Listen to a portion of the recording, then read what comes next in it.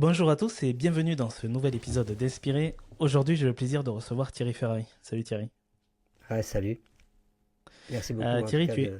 de m'accueillir. Eh bien, avec grand plaisir. J'allais te présenter, tu es préparateur mental, tu es conférencier, tu as été infirmier, tu es entrepreneur, tu es aussi comédien. Tu as plein de cordes à ton arc, comme on aime le dire. Mais avant de dérouler tout ton parcours et ce qui fait la richesse de tes différentes expériences, j'ai un petit challenge pour toi que je pose habituellement à tous les invités. C'est comment tu expliquerais ton métier de façon ludique à un enfant de 5 ans. Si tu devais le faire, comment tu t'y prendrais? Alors, mon métier ou mes métiers?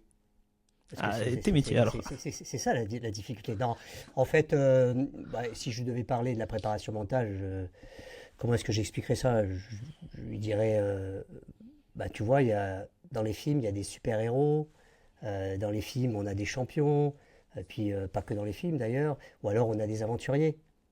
En fait, moi, en fait, j'aide justement tous ces gens-là à devenir les héros de leur propre vie. Voilà. Si tu as peur de sauter à l'eau, si tu as peur de sauter d'un avion, si, Si tu as si peur de tu as... l'avion, parce qu'il ne faut pas aller Ouais, très loin des fois. c'est ça, si tu as peur de l'avion, ou bien de monter sur une scène, eh bien, en fait, c'est souvent que ton cerveau va te raconter des petites histoires et toi, tu as la possibilité de changer ces histoires. Et moi, je suis un peu comme un entraîneur et je vais t'entraîner en fait à changer ces histoires. Voilà, ça ce serait pour le préparateur mental. Et si je devais faire la même chose sur le conférencier, je dirais, tu aimes bien raconter des histoires et quand tu racontes des histoires, les gens te regardent et t'écoutent. En fait, moi, je raconte des histoires, mais face à des centaines d'yeux. Et je suis sur un plateau et mon but, en fait, c'est de leur raconter des histoires différemment, de leur faire prendre conscience d'une vision différente peut-être de celle qu'ils ont à la base. Et du coup, on s'amuse. Sur la scène, je vais pouvoir aussi jouer avec eux. Parfois, on fait des jeux. Mais l'idée, c'est de laisser une trace émotionnelle. Voilà. Toujours apporter de l'émotion dans les discours pour que ce soit encore plus percutant. Ah, carrément. En fait, de toute façon, dans toutes les histoires, ce qu'on retient le plus sont les émotions que l'on vit et non pas les mots que l'on entend. Donc on peut être un transporteur de mots, mais en réalité, ce qu'on va retenir, c'est le transporteur d'émotions. Exactement. On va revenir sur tout ça, mais on va commencer par ton enfance, comme on a l'habitude de le faire dans cet épisode. Quelle a été ton enfance d'une manière générale avant de faire tous tes métiers? Alors moi, j'ai eu une enfance, on va dire, une première partie jusqu'à 9 ans, une enfance, on va dire, normale. Et puis à 9 ans, je perds ma maman, en fait, qui a un accident de voiture. Et à ce moment-là, mon enfance, elle bascule. Rapidement, en fait, je perds des repères de confiance, parce que une maman, c'est ce qui permet d'avoir cette confiance. En tout cas, on est plus confiant avec sa maman. Et ça, je l'avais plus. Donc jusqu'à l'âge de 15 ans, j'ai eu une enfance un petit peu compliquée pour moi, intérieurement en tout cas. Euh, ah, voilà, grosso modo, cette première partie. Et puis à 15 ans, en fait, je pousse les portes d'un cours de théâtre. Euh, J'aurais pu pousser les portes d'un conservatoire de musique, j'aurais pu pousser les portes de, je sais pas, d'un atelier d'art plastique. Non, c'est cours de théâtre. Et en fait, ça devient ma thérapie. C'est-à-dire que tout d'un coup, je m'aperçois qu'on peut jouer des rôles autres que celui euh, que l'on joue au quotidien, en fait. Celui-là, je ne le voulais pas vraiment, en fait. Et j'ai commencé à jouer et à prendre la vie comme un jeu, en fait. Ça, Tu y as c'était vu la... une forme d'échappatoire? Ah ouais, plus qu'un échappatoire. Je pense que pour moi, le théâtre, c'est une thérapie. Ça a été une thérapie, en tout cas.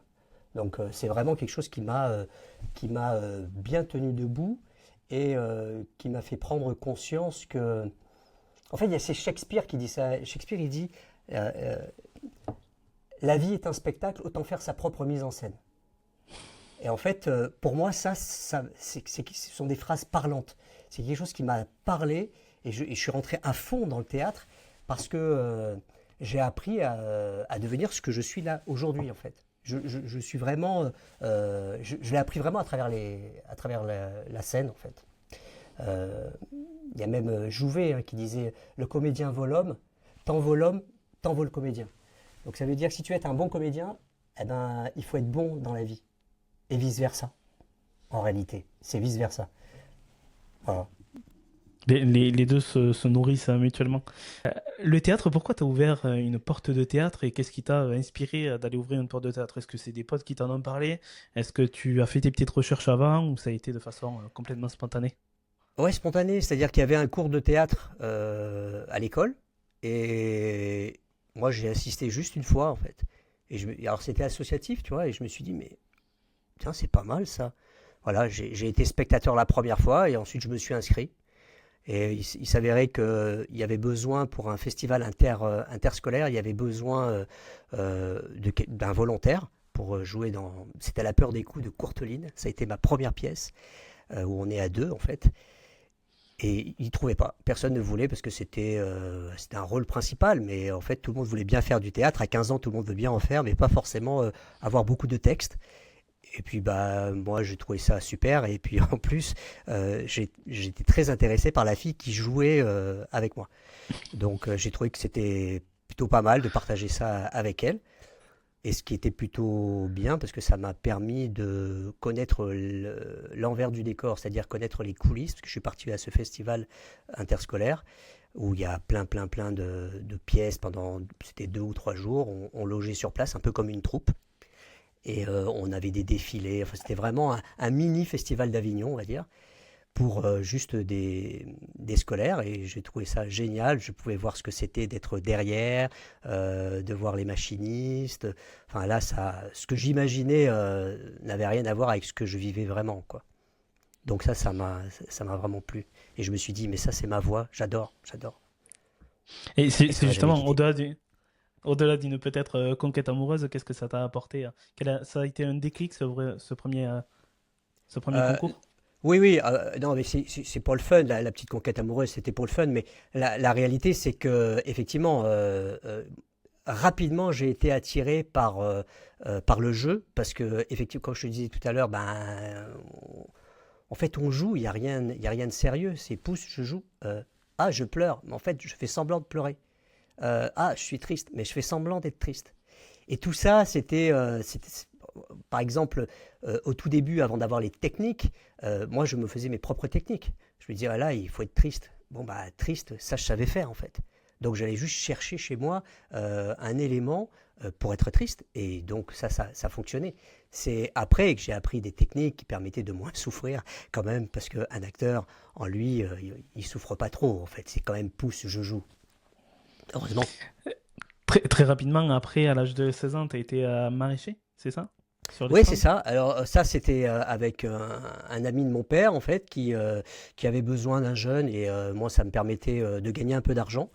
Il faut savoir que quand j'ai été maraîcher, j'avais déjà comme objectif de partir et d'aller faire l'armée, en fait. Mais D'accord. j'ai eu cette opportunité de gagner un peu d'argent et d'avoir une indépendance financière. Pour moi, ça, c'était important. Donc oui, j'ai vendu des fruits et des légumes. Oui, j'ai fait beaucoup de théâtre aussi en vendant des fruits et des légumes, parce que C'est ce que j'allais te dire. euh, Le marché, c'est un peu ah, ça. c'est génial, c'est génial. Il faut parler avec les gens. Donc ça me sortait de, ça me permettait de me challenger, en fait, hein, de challenger déjà mon mental. Je savais pas que je challengeais mon mental, mais j'étais déjà en train de challenger mon mental. Donc ça, c'était une très bel épisode de ma vie, en attendant d'être accepté à l'armée, puisque 16 ans, j'avais pas le droit de rentrer. Il fallait avoir 17 ans révolus pour pouvoir rentrer dans la marine. Et je suis rentré, ils m'ont même fait une petite dérogation, parce que je suis rentré début septembre et j'avais mes 17 ans 10 jours après, quoi. Une semaine après, quoi. Et quelle était ton envie pour le fait de rentrer à l'armée, justement? Qu'est-ce qui t'a inspiré là-dedans? Ouais, bon, l'idée première, c'est que moi, je voulais quitter mon foyer familial, donc je voulais voler de mes propres ailes. Et pourquoi la marine? Uniquement D'où parce le qu'un choix de la jour, j'ai marine. vu. Alors, le choix de la marine, surtout, j'avais peur de l'eau. C'est quelqu'un qui avait, ouais, j'avais peur de l'eau. J'avais eu de mauvaises expériences avec l'eau. Mais c'est pas que ce que je regardais. Ce que je regardais, c'est que j'avais vu une photo d'un gars qui avait un béret vert et j'avais lu un petit article là-dessus et c'était quelqu'un de la marine en fait. Et ça m'a plu. Et je me suis dit, ah mais moi je veux faire la même chose. Je veux rentrer dans la marine et je veux rentrer dans les bérets verts. Donc ça a été mon élément déclencheur qui m'a permis après de mettre des actions en place pour pouvoir atteindre cet élément-là, quoi. Mais voilà, ça aurait été, j'aurais eu un article sur l'armée de terre, je serais parti à l'armée de terre en fait. J'avais pas un choix de la marine. Non, la marine me permettait. Surtout, c'était le seul corps qui permettait de partir à 17 ans. Ça, c'était important. Voilà, je voulais vraiment partir rapidement. Et donc, tu as démarré tout en bas, enfin, comme beaucoup de monde au départ. Alors, bah, je suis parti à l'école des Mousses. Alors, il faut savoir que l'école des Mousses, bon, c'est l'école préparatoire du pont. Il n'y a pas plus bas dans l'échelle militaire. Donc, c'est-à-dire que un mousse, c'est même pas encore un matelot. Il a même pas un grade. Il est sans grade, en fait. Voilà. Moi, j'aime dire, il y a les sans dents, et ben, il y a les sans grades. Voilà. Moi, je faisais partie des sans grades. Et pendant une année, en fait, j'ai appris à devenir un matelot. Donc, avec des cours de navigation, plus des cours scolaires, hein, parce qu'avant tout, c'est une école aussi. Hein. Moi, quand je suis rentré dans l'armée, j'avais juste fait la seconde. Donc, je continuais un cursus, parce que, en fonction du cursus scolaire, tu pouvais faire l'école de Mestrance, qui te permettait après de passer ton bac. Bon, ben, moi, je suis parti à l'école des Mousses et je n'ai pas fait Mestrance parce que je n'avais pas le bagage scolaire. Donc, ce qui m'intéressait, moi, c'était juste rentrer dans les commandos. Donc, c'était mon truc, les bérets verts. Donc, j'ai fait mon année et en fin d'année, il fallait choisir notre spécialité. Parce que dans la marine, tu as plein de spécialités. Tu peux être timonier, tu Tu as peux être plein de métiers. sécurité, tu peux être fusilier, tu peux être... Et je me souviens, on était dans un couloir. Bon, on était, je sais pas, on devait être 150, 200, enfin, je me souviens plus trop. Et c'était par ordre de classement. Donc, bah, le premier, il choisissait ce qu'il voulait, puis le second aussi. Et puis, au fur et à mesure, comme ça, les places, elles partaient, tu vois, les places de spécialité. Et moi, je ne savais toujours pas ce que je voulais, parce que je me disais, est-ce que c'est bien de faire fusiller pour aller dans les commandos? Si je suis fusillé, qu'est-ce qui me reste après si j'ai un problème physique? J'ai toujours été dans l'anticipation. Et donc, un peu comme un profil de carrière, mais sans savoir quelle carrière tu vas faire. Mais juste, bon voilà, si je fais ce choix-là, qu'est-ce qui va s'offrir à moi après? Ça, ouais, je voulais vraiment essayer de maîtriser ça. Et je me souviens, donc j'étais dans ce grand couloir. Et puis il y avait des tableaux de spécialité, le timonier, le MSEC, donc la sécurité, enfin, il y avait toutes les spécialités. Et au fur et à mesure que je passais devant le tableau, je disais, bon, non, ça me dit trop rien. Bon, ça me dit trop rien. Tout en sachant que je ne savais pas les places qui se libéraient. Parce que nous, on ne savait pas s'il y avait, je ne sais pas, 50 places pour telle spécialité, 20 places pour une autre, on ne savait rien.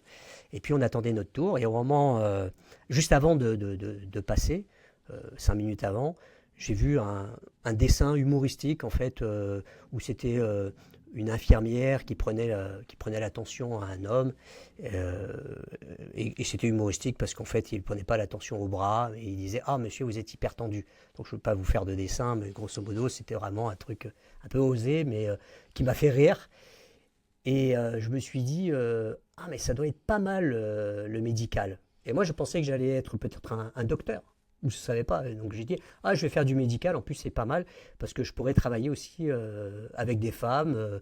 Ouais, ça va être sympa, quoi. Voilà. Donc ça, c'est parti comme ça. Je suis rentré, j'ai salué et on m'a dit, quelle spécialité tu veux? J'ai demandé infirmier. Et il faut savoir, pour la petite histoire, j'étais le premier à demander infirmier. Il n'y avait que 5 places. Donc ça, je l'ai su après quand on s'est retrouvé à 5.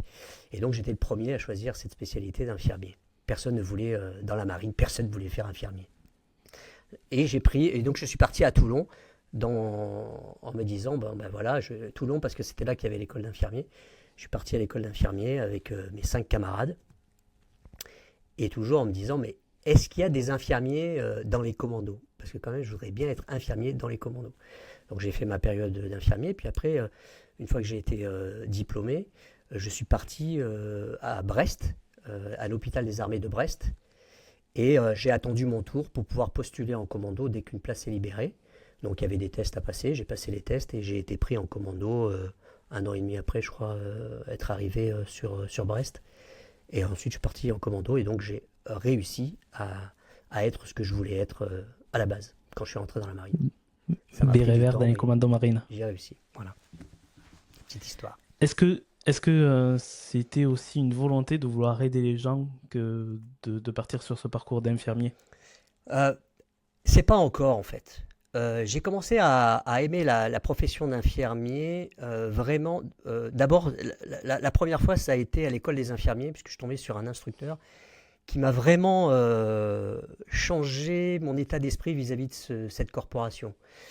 Moi, infirmier, je ne l'ai pas fait par vocation. D'ailleurs, j'ai fait une conférence là-dessus où je parle de la vocation infirmière. Moi, je ne crois pas toujours aux vocations et quand on me dit qu'être infirmier, c'est un métier de vocation, moi, je suis l'exemple même que, bah non, en fait. Je ne l'ai pas choisi par vocation. Par contre, j'ai appris à aimer ce métier avec le temps. Il a fallu des étapes, mais au tout début, j'étais pas dans, j'étais pas dans cet esprit-là d'aller aider les gens. J'étais pas dans l'esprit d'aller apporter du soin. Pas du tout. Je l'ai fait sans savoir ce que j'allais faire. J'avais juste un objectif, c'était d'aller en commando. Donc c'était vraiment pas, c'était pas ma chose. En plus, quand je suis rentré à l'armée et jusqu'à ma sortie de l'armée, en fait, je m'intéressais qu'à moi, en fait. Je m'intéressais pas aux autres. Je m'intéressais qu'à mes objectifs. Le reste, oui, j'avais des copains, mais des copains d'armée. C'est un peu chacun pour soi, en fait. C'est progressivement que j'ai appris la camaraderie, que j'ai appris le respect. Mais au départ, je ne savais pas tout ça, en fait. Quand on se retrouve comme infirmier lâché en commando, où il faut déjà rentrer sur sélection, quand on fait la sélection, on est contre quelqu'un. On est contre les autres, parce qu'il y a une place. Et puis quand on arrive, on est face à des gens, il va falloir faire notre preuve, parce qu'ils ont tous passé le stage commando, et nous on arrive, il n'y avait que 2 spécialités qui n'étaient pas commando en commando, c'est l'infirmier et la radio. Ce sont des gens en fait qui à la base, on n'était pas commando. Ce qui a changé après, puisqu'après on a obligé les gens à spécialité de faire le stage commando. Mais moi, en fait, je me retrouvais dans un commando sans avoir fait le stage. Quand bien même j'avais passé des épreuves, mais ce n'était pas le stage. Et en fait, vous êtes jugé. Dès qu'on arrive, tout le monde nous regarde, tout le monde nous jauge, et en disant mais qui c'est ce mec? En plus, moi j'arrivais, les gars ils font tous 2 mètres d'envergure, 2 mètres de haut, 2 mètres de large. Moi j'arrivais avec Un mes cube, quoi. 1m68, ouais c'est ça, ils sont hyper balèzes. Moi j'arrivais du haut de mes 1m68. D'ailleurs ils m'appelaient, comment ils m'ont appelé RMTT, le Razmod tout terrain. Donc voilà, alors ça avait le don de m'énerver à l'époque, euh, mais j'avais vraiment voilà, j'avais vraiment des choses à prouver. Et donc j'étais pas dans l'accompagnement en fait, j'étais pas encore dans le soin. J'ai commencé à être dans le soin quand j'ai eu mes premières catastrophes, quand j'ai eu des premiers gars blessés, ou des gens en parachute qui se défaisaient une épaule ou qui se faisaient une fracture. Là, j'ai commencé à. Alors, j'avais les techniques, j'avais appris, j'étais infirmier. Mais ce qui m'intéressait, moi, c'était pas donner du soin, en fait. Sauf qu'après, quand on était confronté aux soins, ah oui, non, là, il fallait y aller parce que là, tout le monde nous regarde. Et le respect, c'est là Mm. qui se mettait vis-à-vis des collègues. C'est OK, là, c'est ta spécialité, montre-nous ce que tu sais faire. Quand il a fallu que je fasse mes premiers points de suture, alors que j'étais infirmier, et les infirmiers, il n'y a que dans l'armée où on faisait les points de suture. En ville, c'est un médecin qui fait les points de suture. Et moi, je me suis retrouvé à Djibouti où il n'y a pas de médecin, il n'y a personne. Et il y avait la fille d'un commandant de l'armée de terre qui est venu à notre infirmerie pour une suture. Je n'avais jamais suturé. Je savais le faire, mais j'avais fait sur du tissu. Et puis c'était la fille d'un gradé, une jeune. Il fallait sur la lèvre, enfin, je veux dire, une suture mal faite, ça se voit à vie, quoi. Et j'ai appris sur ce tas-là. Et là, on a commencé à dire ah oui, oui, oui, l'infirmier respect. Et donc, j'ai commencé à apprendre à aimer ça, à aimer apporter du soin, à aimer l'autre. Et là, j'ai commencé à être un peu moins dans le chacun pour soi. Et j'ai commencé à apprendre ce Et, que c'était on part à 10, on rentre à 10, quoi. Et justement, les commandos marines, entre l'image que tu avais au départ, c'est-à-dire juste le béret vert, et l'image qui s'est construite avec le temps, quel parallèle tu ferais avec la perception que tu en avais et qu'est-ce qui t'a plu, je vais pas dire moins plu, mais qu'est-ce qui t'a interpellé? Non, en fait, la différence, c'est que je suis parti juste. Ça a été un effet déclencheur. Ça a été vraiment un déclencheur, le béret vert. Je ne savais pas du tout ce qu'il y avait derrière ça. Je savais que c'était un militaire. Mais moi, je ne me suis jamais dit, ah là là, mais c'est le commando, c'est une élite. En fait, je ne suis pas parti sur une élite, moi. Je suis juste parti un peu dans l'inconscience, à la découverte de ce que ça allait être. Mais je l'ai découvert au fur et à mesure de mes aventures. Mais au départ, je ne savais pas du tout ce à quoi m'attendre, en fait. Quand je suis arrivé en commando, je ne savais même pas que j'allais sauter en parachute. Je ne maîtrisais pas le corps. Ce que je voulais, c'était juste aller là parce que ça m'avait attiré. En fait, c'est un peu comme si j'avais une intuition qu'il fallait que j'aille là, que c'était mon parcours. Mais moi, je ne me suis pas dit, comme beaucoup, ah là là, mon rêve, c'est d'être un commando, mon rêve. Non, non. Je l'ai fait parce que c'était une opportunité. Le métier d'infirmier, je l'ai fait parce que c'était une opportunité. Quand j'ai ouvert la porte du cours de théâtre, je l'ai fait parce que c'était une opportunité. Mais à chaque fois que j'ai fait quelque chose comme ça en ouvrant une porte, en fait, il s'est passé des choses derrière, en fait. Quand j'ai été en commando, je suis allé à Pau faire du parachute. Ben, je me suis retrouvé face à enfin, vraiment à la porte de la Carlingue. En dessous, il y a 400 mètres de vide. Hein. C'est de Mhm. l'automatique. Hein. On n'est pas à 4000, on est à 400 mètres. Mais au premier saut, en fait, en plus, j'étais en position pour le premier saut, c'est-à-dire que j'étais le premier mec à devoir sauter. Bon, ça, c'est l'effet du hasard. Et là, je me suis dit, oh putain, ça, je connais pas, quoi. J'avais envie de pleurer, j'étais pas bien, mais je me disais, ce qui est sûr, c'est que je suis obligé de sauter. C'est tout. Et en fait, j'ai découvert ça. J'ai découvert ce que c'était que le saut. J'ai découvert ce que c'était que les sorties en Zodiac. J'ai découvert ce que c'était. Tu vois, au fur et à mesure, je découvrais les choses, mais je me suis jamais projeté en disant, ah, je veux faire ça parce que je sais ça de cette spécialité. Non, non, non. Et même ce qui m'arrive après, la suite de mon aventure, je me suis jamais posé cette question-là, en fait. C'est au fur et à Cette mesure. curiosité a été un moteur pour toi. Oui, par contre, effectivement, on pourrait dire que ce qui me tient, c'est toujours la curiosité de ce qu'il y a derrière une porte, Mhm. en fait. Et que du coup, moi, j'aime saisir les opportunités. Ça, oui. J'aime saisir ça. J'aime me dire, ok, ça, je sais pas ce que c'est, mais je vais y aller. Et puis on verra. J'ai pris des échecs, hein, pas de problème. Mais toujours aller. Du coup, la première fois au premier vol à l'étape à Pau, t'as pas eu le temps de découvrir le paysage, j'imagine, mais après, tu as pu Non. profiter quand même. Ouais, alors, en fait, ça dure pas longtemps, ça dure quelques jours, le stage à Pau. On fait un certain nombre de, je sais plus combien c'est de sauts pour être breveté. On a fait quelques sauts. Et j'avoue que moi j'ai une quarantaine de sauts à mon actif, donc je n'ai pas non plus, j'ai pas énormément de sauts. Mais j'ai jamais vraiment regardé le paysage, on va dire. Il y a des gens qui disent, oui, on s'habitue, tout ça. Non, moi, je me suis jamais habitué à prendre une claque quand on sort d'un avion ou quand on chute d'un parachute ou d'un hélicoptère ou quand on saute de nuit, parce que j'ai fait des sauts de nuit, j'ai fait des sauts au-dessus de la mer. En fait, on n'est jamais là à regarder le paysage, on est surtout là à se dire, est-ce que je vais bien arriver en bas? Est-ce que ça va bien se passer? Voilà, on est surtout focus sur ce que l'on fait, quoi. Mais Et justement, être ceci focus dit, à la concentration. Pardon, vas-y. non, non, je t'en prie, je t'en prie. Justement, être focus à la concentration en commando marine, j'imagine que c'est un moment de tous les instants d'être hyper concentré, hyper à l'écoute de ce qui nous entoure. Oui, oui, carrément. Alors, ça j'allais te dire, c'est valable dans tout ce que tu fais, en fait. Parce que tu sois en commando, que tu sois sur une scène de théâtre, ou que tu sois dans une salle de réanimation, parce que voilà, c'est des milieux que j'ai connus, ben, si t'es pas focus, en fait, tu vas faire des conneries. Donc, et j'allais dire, à la limite, c'est un peu dans tous les métiers, en fait. Tu es bien obligé à un moment donné d'être focus. Je pense que ce côté focus, on le perd de plus en plus, par contre, parce on a de plus en plus de ce qu'on appelle de distracteurs. Et c'est vrai qu'on a aujourd'hui des outils qui font qu'on est de moins en moins focus, et là, ça peut poser des problèmes.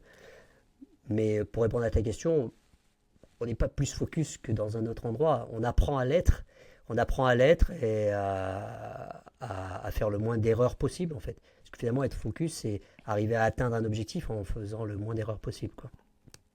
Ouais, avec des enjeux qui sont quand même un petit peu différents d'un métier à l'autre. Donc justement, Oui, tu as fait 6 ans à la Marine nationale, c'est ça? oui. J'ai fait 6 années, donc bon voilà, super expérience. Et puis il y a eu la première guerre du Golfe. Donc c'était plus des exercices pour nous, hein, c'était de la réalité de terrain. Et moi, cette réalité de terrain, en fait, j'étais pas avec mes valeurs, en fait, j'étais pas aligné. J'étais pas aligné sur ces choix géostratégiques. Et puis un militaire, ça écoute et ça la ramène pas. Donc j'étais en renouvellement de contrat et j'ai décidé de pas renouveler mon contrat en fait et de pas faire carrière finalement. Donc j'ai pris, tu vois, je te disais l'histoire de la porte. J'ai pris la porte puisque j'ai décidé de partir, mais j'ouvrais donc une autre porte qui était le monde civil. Mais moi, en fait, comme je suis parti à 17 ans et que j'ai fait 6 années, ça a été ça vraiment mon éducation. Et je ne savais pas ce qu'était le monde civil. Donc oui, ça me faisait peur, parce que je me disais, mais qu'est-ce que je vais faire dans le civil maintenant? Donc ce que je savais faire, j'ai dit, je vais faire infirmier. Sauf que j'avais pas fait assez d'années dans l'armée pour pouvoir avoir une équivalence. Donc il a fallu que je repasse des concours pour refaire une formation d'infirmier. J'ai posé mes concours, j'ai eu mes concours, et puis j'ai refait infirmier, voilà, avec une réadaptation au départ, parce qu'il a fallu que je me réadapte. Hein. Je ne savais pas ce qu'était. En fait, tu sais, quand tu es dans un environnement et que tu changes d'environnement, tu as toujours un temps d'adaptation, en fait. Euh, L'humain, il s'adapte toujours, mais il lui faut toujours un temps d'adaptation. Et c'est vrai qu'on est fort pour ça, parce qu'on a tous des capacités d'adaptation. Mais parfois, c'est compliqué de s'adapter. Et c'est vrai que moi, j'ai quitté un milieu militaire où c'était qu'un milieu d'hommes. C'est-à-dire qu'en commando, il n'y avait pas de femmes, hein. Donc c'était vraiment qu'un milieu d'hommes. Et je me suis retrouvé en école d'infirmière, qu'un milieu de femmes. On était 5 mecs dans la formation, le reste était que des femmes. Et oui, il a fallu que je me réadapte. C'était compliqué pour moi en fait. Compliqué, je ne savais pas m'exprimer avec les autres, hommes ou femmes, hein, mais j'étais souvent dans des rapports de force. Et ça, c'était pour moi assez compliqué en fait. Mais ça s'est fait. Ça s'est fait, donc j'ai fait mon école d'infirmier. Et après, je suis parti en réanimation Enfin non, j'ai fait le Club Med. J'ai fait le Club Med pendant 3 saisons. Parce que j'avais estimé qu'après l'école d'infirmier, j'avais besoin de souffler et j'avais besoin de faire de la scène. Et quoi de mieux que de faire infirmier au Club Med. Donc j'ai fait infirmier et j'ai fait le gentil Géo le organisateur, soir. quoi. Ouais, Voilà, c'est ça. Où je faisais de la scène tous les soirs et c'était fabuleux. Voilà. tu as pu mélanger tes deux activités, tes deux passions en une à cette Ça, période-là. oui, ça c'était génial. C'était génial parce que, encore une fois, tu vois, quand tu parlais de focus, en fait, je pouvais faire la fête tout le temps et être là quand il y avait vraiment besoin de moi. Alors, bien sûr, quand il s'agit d'enlever des épines d'oursin parce que quelqu'un a marché sur un oursin, c'est de la bricole. Mais quand il s'agit de sauver un noyé, parce que, par exemple, à Assini, c'est ce qui me s'est passé. Assini, c'est en Côte d'Ivoire. C'est le fameux paysage du Club Med du film Les Bronzés. Ils l'ont tourné justement D'accord. à côté du village d'Assini. Euh, D'ailleurs, c'est une parodie d'ailleurs de ce village-là, hein, quasiment. Effectivement, derrière, on avait une plage très dangereuse où on avait des piroguiers qui allaient chercher les gens qui se faisaient prendre par la mer, en fait. Et effectivement, un jour, on a eu un noyé. Donc, là, c'était plus le géo, mais c'était l'infirmier et le médecin, parce qu'on était deux sur place. Et on a réussi à sauver cette personne qui était noyée, quoi. Donc, tu vois, tu passes de géo à faire le guignol, parce que c'est ce qui me plaisait aussi, faire le clown, à tout d'un coup être plus focus et être clair dans tes choix, quoi, dans tes décisions. Et justement, après, tu as continué, tu es revenu donc en métropole pour être infirmier en service de réanimation. Et puis assez vite, tu as été attiré par l'entrepreneuriat également. Voilà, en fait, quand je suis rentré, je suis allé en réanimation et, et donc je travaillais la nuit en réanimation. Et puis rapidement, ils ont commencé à mettre ce qu'on appelle donc des cadres de santé. Ça n'existait pas avant et moi j'ai eu le droit au cadre de santé. Et le cadre de santé, je ne sais pas pourquoi, mais il voulait tout chambouler. Donc, c'est-à-dire gérer les emplois du temps, tout gérer. Sauf que nous, on avait déjà un mode d'organisation. On était déjà dans un service de réanimation cardiaque, qui est un service déjà assez compliqué. Et on choisissait les jours où on travaillait, les jours où on était de repos. Et là, il a commencé à dire, ah non, non, vous pouvez pas choisir, c'est à moi de faire les plannings. Ouais, bref, là, j'ai senti que le monde du salariat, c'était pas fait pour moi, en fait. Donc, pour la petite histoire, je l'empêchais de rentrer dans le service de réanimation. C'était des portes coulissantes. Et dès qu'il arrivait le soir, en fait, hop, on fermait. Enfin, c'était moi qui fermais pour pas que la porte s'ouvre, en fait. Comme ça, il rentrait pas dans le service et il nous laissait tranquille. Bon, voilà, bon, c'est une petite histoire drôle, mais c'est pour dire que j'étais un peu rebelle par rapport à ça. Et je me disais, en fait, ça marche pas pour moi, le salariat. Donc, en fait, ça a été l'occasion de partir et de monter mon premier cabinet, en fait. Cabinet d'infirmier. Donc tu as commencé par cabinet infirmier, c'est ça? Ouais, En ouais, libéral? ouais, j'ai Ok. commencé par faire un cabinet infirmier. Rapidement, en fait, je me suis dit, bah non, euh, pourquoi travailler comme ça? On travaillait dans un cabinet, chacun des collaborateurs. J'ai dit, mais non, il faut monter une structure. Donc, j'ai monté une société d'exercice libéral où on était tous au sein d'une structure. Et donc, j'ai pris la cogérance de ce cabinet, de cette structure. Et puis, de fil en aiguille, je me suis dit, ah mais les gens, je ne savais pas encore que j'avais un profil d'entrepreneur, hein. Franchement, c'est encore la porte que j'ai poussée et puis je me suis découvert. Donc là, les gens avaient des besoins autres que du soin, donc ils avaient besoin de services. Et je me suis dit, mais en fait, il faut aussi aider les gens à leur acheter leur pain, parce qu'ils demandaient ça à l'infirmière, d'acheter la baguette de pain ou d'ouvrir les volets. Et je me disais, mais en fait, il faudrait qu'il y ait des gens qui fassent ça. Et puis il y avait des associations qui faisaient ça.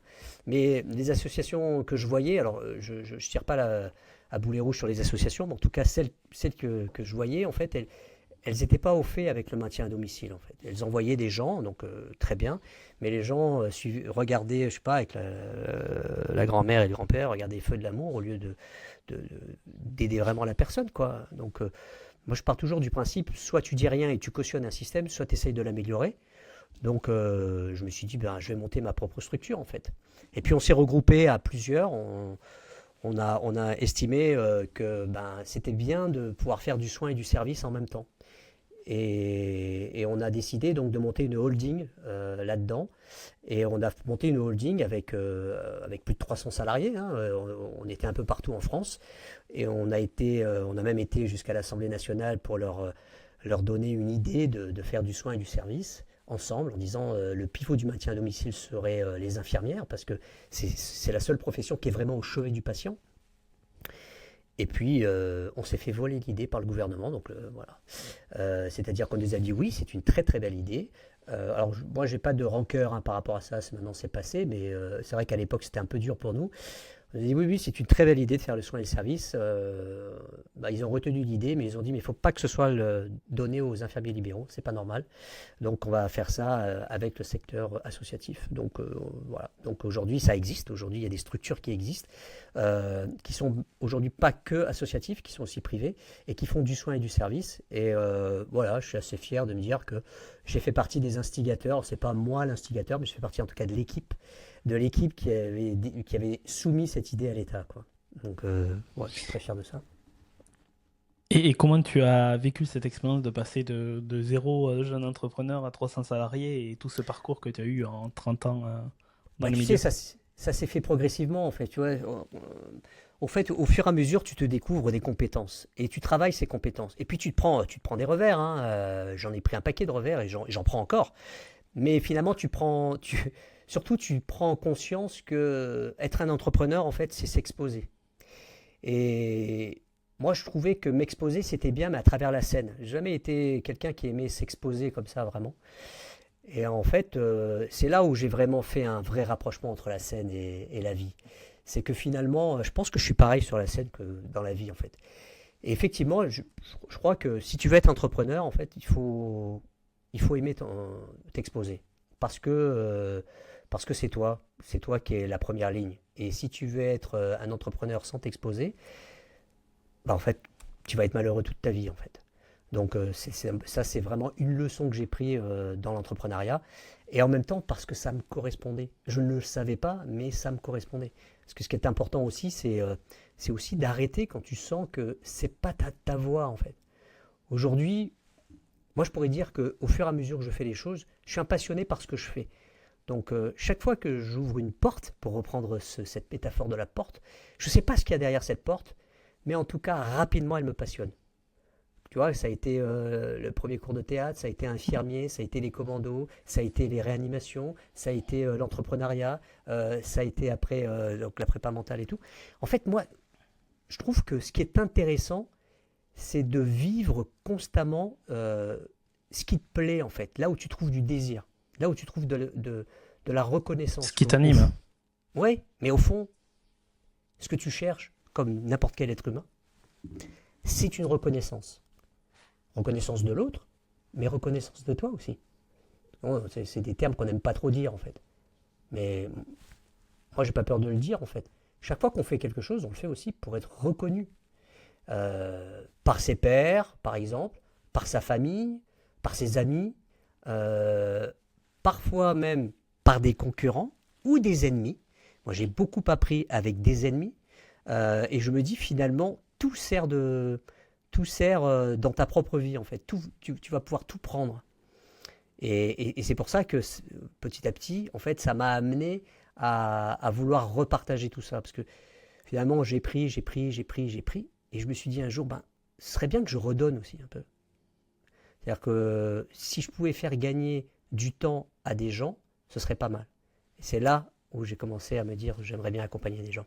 Donc tu vois, il y a eu tout un schéma, toute une structuration qui s'est faite au fil des ans, en fait, avec des aventures incroyables. Moi, je ne jette rien dans mes aventures, bien au contraire, même si parfois c'était douloureux. Par exemple, j'étais président d'une association, une très grosse association, il y avait 14 000 membres, donc un gros truc, comme infirmier en fait. Donc c'était une présidence temporaire, hein. Je remplaçais une présidente qui était partie à la retraite. Mais là, j'ai vu ce que c'était que d'être vraiment exposé quand tu as un vrai poste à responsabilité. Et ça a été très dur pour moi, mais j'en ai tiré une leçon, c'est que je suis resté égal à moi-même, égal à mes valeurs. Et quand bien même ça m'a coûté ce poste, hein, en gros, je peux le dire, je me suis fait lourder par des gens qui avaient... en fait, tu vois, il doit y avoir encore quelques traces de couteau dans mon dos. Euh, C'était pas, en fait, sur le moment, c'était désagréable. J'étais très en colère de ça, d'avoir vu des gens qui étaient capables de faire de la dissidence, des gens qui étaient capables de te trahir. Mais en fait, ça m'a construit, en fait. Je- c'est bien d'avoir vécu ça, en fait. Évidemment, je te le dis maintenant à tête reposée, je te le Oui, dis maintenant tranquillement. exactement. Mais justement, quand tu te retournes sur ce genre d'échec, tu te dis, ah waouh, comme ça m'a construit. Et alors j'ai plein de questions, mais justement la dernière, celle-ci, hein, entre les dissidences, les coups de couteau que tu prends dans le dos et en faire quelque chose de positif, ce cheminement assez long, quelles sont les clés que tu donnerais de ton expérience vécue? Les clés, déjà, là, il y a une clé qui est indispensable, c'est toujours être aligné entre ce que tu dis et ce que tu fais. Ça, c'est pour moi, s'il y avait vraiment je, je crois que c'est vraiment une valeur de vie que je m'applique tout le temps. Je ne dis pas forcément ce que je fais, mais en tout cas, tout ce que je dis, je le fais. Voilà. Ça, c'est hyper important. À mon avis, c'est la règle numéro un. Euh, Si tu es aligné, et si tu es aligné avec ta vision, alors oui, ça voudrait dire en fait, à la base, d'avoir une vision. Ça, ce serait peut-être la clé, la première clé d'abord. La première clé, c'est d'avoir une vision. C'est-à-dire que si tu n'as aucune vision de ce que tu veux faire ou là où tu voudrais aller, ça va être difficile d'aller à un point. Moi, je pense ça comme un GPS en fait. Si tu as un GPS et que tu ne Si sais t'as pas de pas boussole, programmer la ligne d'arrivée, tu vois, je fais du bateau. Si je pars avec mon bateau et que je ne sais pas où je veux aller, je risque de faire des ronds dans l'eau en fait. Donc ce qui est important, c'est déjà d'avoir cette vision. Ensuite, c'est d'être aligné avec ce que tu dis et ce que tu fais. Mais d'abord, c'est d'avoir une vision. Et ça, c'est hyper important. Parce que finalement, quand tu as une vision, quelle qu'elle soit, même si tu ne sais pas où ça... je veux dire, quand j'ai décidé d'être chez les Bérets Verts, je ne savais pas ce que c'était que les Bérets Verts. Mais par contre, c'était ma vision. Et je suis allé au bout de ça. Quand j'ai décidé d'être infirmier, c'était ma vision. J'ai été au bout de ça. Je veux dire, ma plus grande fierté, ça a été de quitter la marine, donc changer d'environnement, et surtout de réussir un concours. Parce que moi, j'étais pas bachelier. Et je me disais, on m'avait donné une dérogation pour pouvoir faire ce concours, alors que je n'étais pas bachelier, qui était réservé exclusivement aux bacheliers. Donc ça me faisait peur, j'ai travaillé pour ça. Et finalement, même si ça me faisait peur, même si j'ai travaillé, quand je l'ai eu, je me suis dit, ah ouais, mais j'avais cette vision. C'est juste la vision. Et donc par cette vision, finalement, qu'est-ce que tu as en fait pour continuer dans les clés, finalement, quand tu finis par avoir une vision, tu finis par avoir un désir, tu vois. Quand tu as une vision à faire quelque chose, tu as un désir qui peut se transformer en passion ou pas. Il y a des gens qui sont passionnés, il y a des gens qui ne le sont pas. Faut-il être un passionné? Moi, j'ai pas la réponse. Il y a des passions qui sont aliénantes et c'est dommage. Puis après, qu'est-ce que tu appelles passion, hein? Passion, Oui, jusqu'où tu mets le curseur? ouais, tu peux collectionner des nains de jardin et pour autant, bon, ok. Ou alors, tu peux, ça je le dis dans une de mes conférences, là, tu peux faire la passion qui est la souffrance, la passion du Christ. Tu vois. Donc, ça dépend ce que tu mets derrière le mot passion. Tu vois. Mais par contre, ce qui est intéressant, c'est juste si tu as la passion de la petite pépite qui te fait vibrer, qui te fait réveiller le matin, en fait. Ça, c'est important. Ça, c'est être aligné. Dans tout ce que tu fais, c'est ça. C'est s'aligner là-dessus, en fait. Et après, une fois que tu as cette passion-là, ben, tu te crées tes objectifs, et puis finalement, tu mets des actions en place. Alors ça, c'est hyper important. C'est les actions. C'est la base de mes accompagnements, c'est sur l'action, justement. Et ma dernière conférence, c'est sur l'action. Pourquoi? Parce que beaucoup de gens ont des idées, beaucoup de gens ont parfois même des visions, mais ils ne mettent pas en application. Ah, j'aimerais faire ça.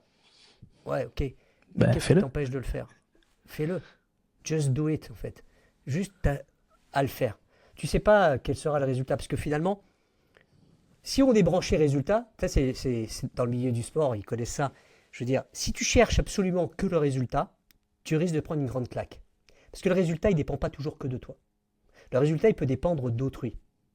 Par contre, si tu cherches juste à aligner des bonnes actions, ce que tu as travaillé, pour avoir des réalisations, attention, je ne parle pas de résultats, je parle de réalisation.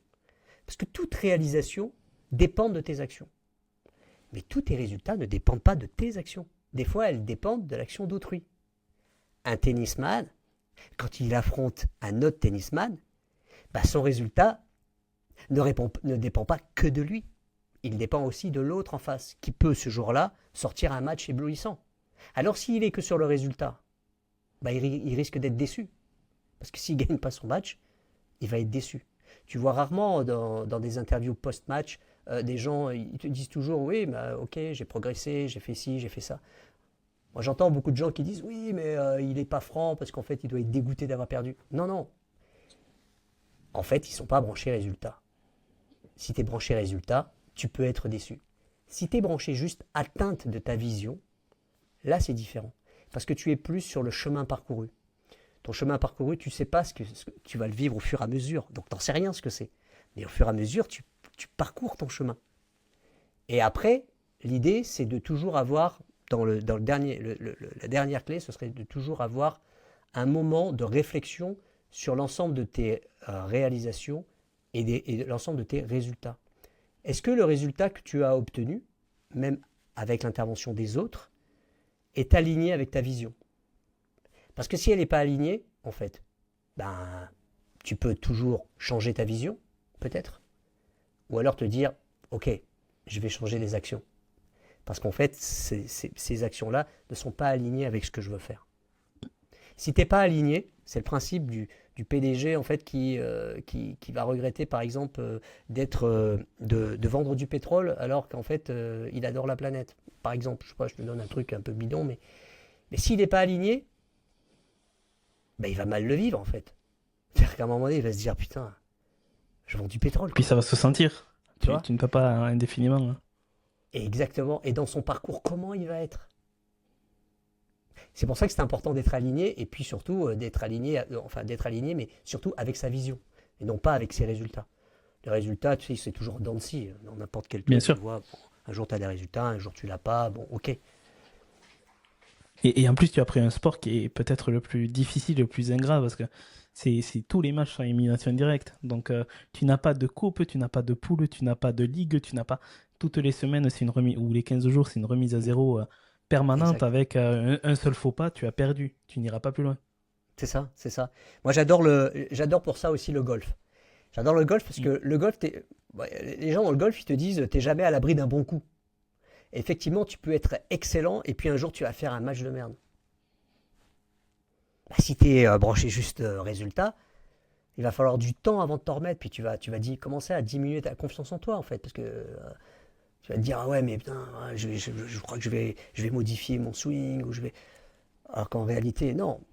Et si tu te disais, bah en fait, je vais travailler un tel pourcentage de réussite sur mon drive, ou tu vois, juste toujours progresser petit à petit.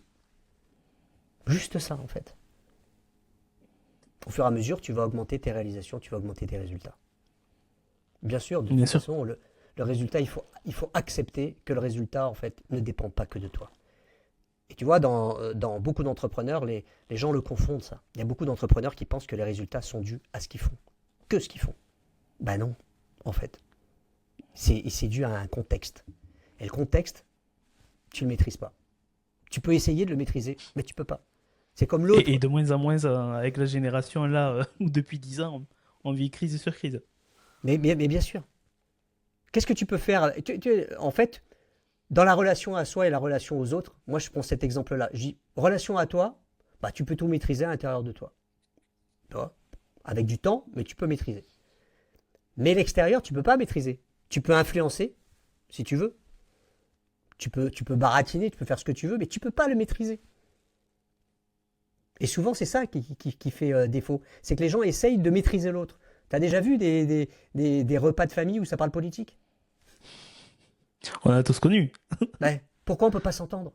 Parce qu'on veut absolument convaincre l'autre. Mais non, tu ne peux pas le maîtriser, l'autre. Tu peux lui jeter des arguments. Moi, j'adore faire ça. Tu jettes des arguments et tu n'insistes pas dessus. Et puis après, un jour, tu revois l'autre qui te resserre tes arguments. Ben voilà, tu as influencé. Ben c'est tout. Tu ne peux pas manipuler. Tu vois, c'est ça là où on peut confondre. Il y a influence et manipulation. Et Mm. ça, c'est juste pourquoi est-ce qu'on a les deux? Parce qu'avec l'environnement, tu peux pas le contrôler. Tu voudrais le contrôler. Je pense que tout le monde voudrait contrôler son environnement. Bah non, tu peux pas. Quand tu joues au tennis, on parle du tennis, bah, tu contrôles pas l'adversaire. Tu te contrôles toi, par contre. Tu peux te dire, ok, moi je veux passer 80% de mes premiers services. Puis la fois d'après, tu diras, je veux passer 85% de mes premiers services. Tu comprends? Être juste sur des choses bien, bien précises, mais pas sur le résultat, je veux gagner. Et ça, il y en a plein qui arrivent et qui disent, bah, moi, je veux tel résultat. Ok, Mais tout on le va monde le veut. parler. Oh, oui, le problème, c'est que tout le monde veut ces mêmes résultats. Donc on va plutôt passer par les réalisations que l'on veut. Et ça, pour moi, ça c'est important. Ça pourrait faire partie des choses, des tips que tu me demandes, tu vois. C'est un discours qu'on entend de plus en plus, je ne sais pas si tu partages ce point de vue, de la part des sportifs notamment, qui se livrent et qui se libèrent par rapport à ça et la pression qu'on leur met, les médias, les institutions, les partenaires, etc. Ou de plus en plus des personnes qui sont très alignées avec eux.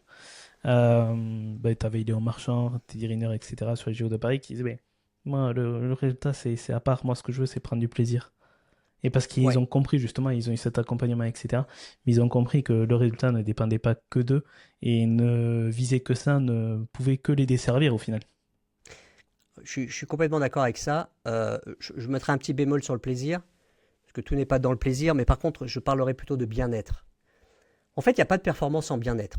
Ça, je le dis aussi bien en sport qu'aux entrepreneurs. Il n'y a pas, je répète, de performance sans bien-être. Tu sais, il y a plein d'entrepreneurs qui, en fait, qui finissent par perdre la notion de la relation à la famille, par exemple. Tu vois? Ou qui passent après le développement de leurs enfants, en fait. Ils ne les voient pas grandir.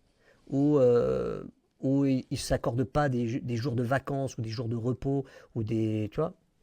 Pourquoi? Parce qu'ils ont l'impression que, ben voilà, ils ont créé un bébé, surtout un truc qui leur appartient. Je ne sais pas si je peux dire bébé, j'en sais rien. Ils ont créé un objet, leur boîte, leur idée, leur doudou, ce que tu veux. Et ils sont focus et à fond là-dedans. Et ils pensent être performants. Ça ne dure pas dans le temps. Pourquoi? Parce qu'ils ont besoin de bien-être. Ils ont besoin d'être bien dans leur vie. Le sportif, s'il n'a pas le bien-être, c'est ce que tu as expliqué, Teddy Riner, ok? Mais lui, il est bien dans sa vie en fait. Il est aligné. Bien sûr qu'il est aidé. Bien sûr que ça ne vient pas comme ça.